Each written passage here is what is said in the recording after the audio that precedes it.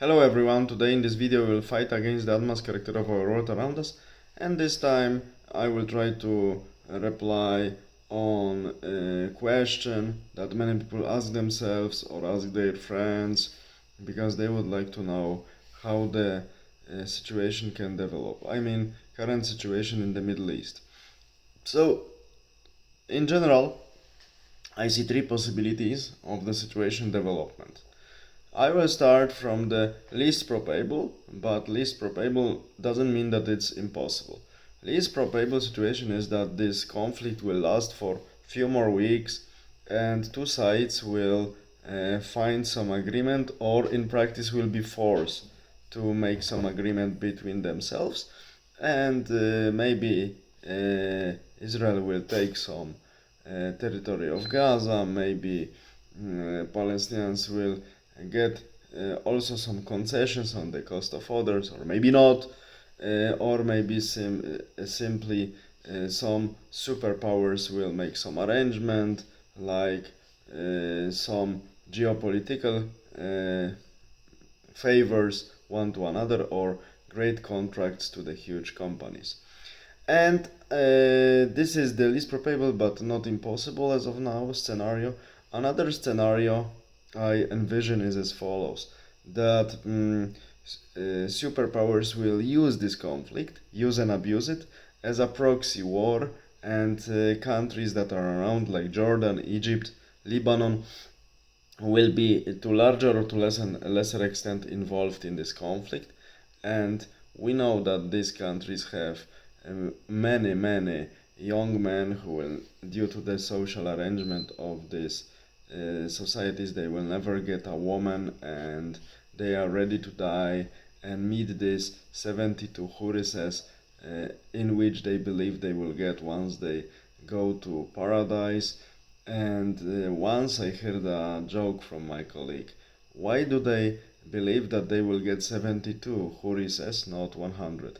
Because 28 of them were stolen by Jews. I don't know if Jews have stolen these 28 hurises that are missing to the 100, but joke was good.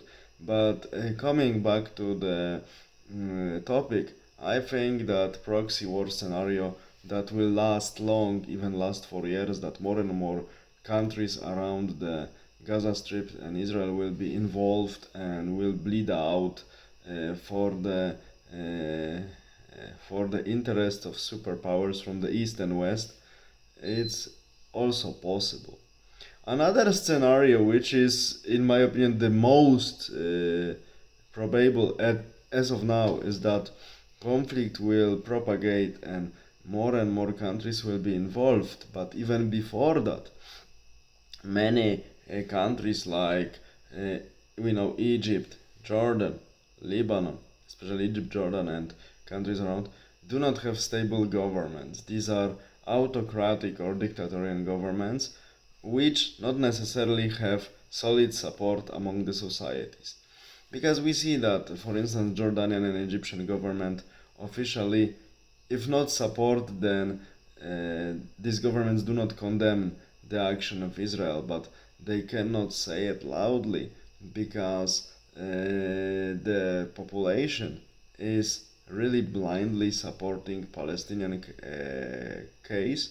And then if governments of these countries say it loudly what they really think and whom they really support, it might result in a very dangerous situation for them in the internal instability in these countries. And we know that the inhabitants of these countries are people who are largely emotional, driven by feelings, by faith, and by strong convictions. And what's the worst, as I already mentioned, is that they are driven by emotion that are impossible to be controlled. So these governments really of countries like Jordan or Egypt are in a very ungrateful situation and in a very difficult one, because we remember that some time ago in Egypt there was Mr. Morsi, a president who, for many people, happily got a heart attack in the court and died.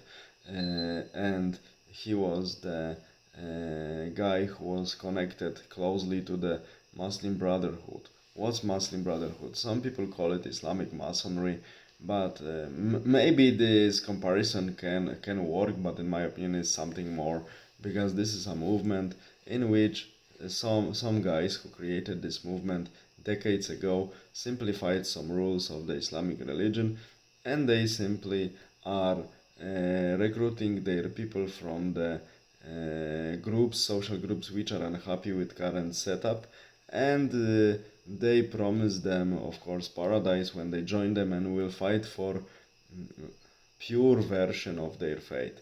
You know, these are these movements that claim that they come back to the pure first version of the faith, and they will be loved, and they will be victorious, and they will restore the order in the world, blah blah blah blah blah. We know that it never works like this, that it's not so simple, but these people who follow it, they really believe in it, that it works like this. And we know that even in current Muslim societies, which are still very heavily influenced by religion and follow the religious practices and so on, vast majority of people follow it and really believe in it, which is fine. But we see that even in such countries like Egypt, Muslim Brotherhood in the elections cannot get more than 20% of popular vote. It means that even for such religious populations, which still exist in the Middle East, and faith is strong there among people, such groups, I would say, in some sense, radical groups like Muslim Brotherhood, do not have really broad social support.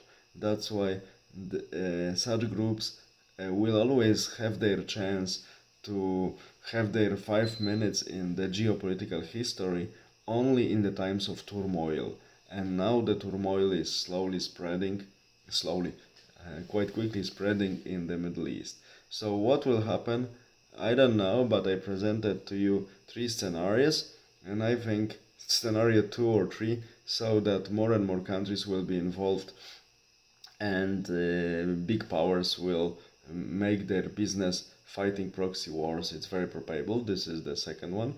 The third one is that they will also be involved, and proxy war will take place. But even before this proxy war, many regimes like Jordan and Egypt may experience internal difficulties and turmoil, and even be overthrown. Then superpowers which will participate in this proxy war in the Middle East there is a possibility, argue with each other much more, and maybe conflict will propagate even more. This is the third scenario, which is also probable. What will happen, we will see, but these are the 3 main possible scenarios I envision as possible developments of current conflict in the Middle East. All the best, have a nice day, bye.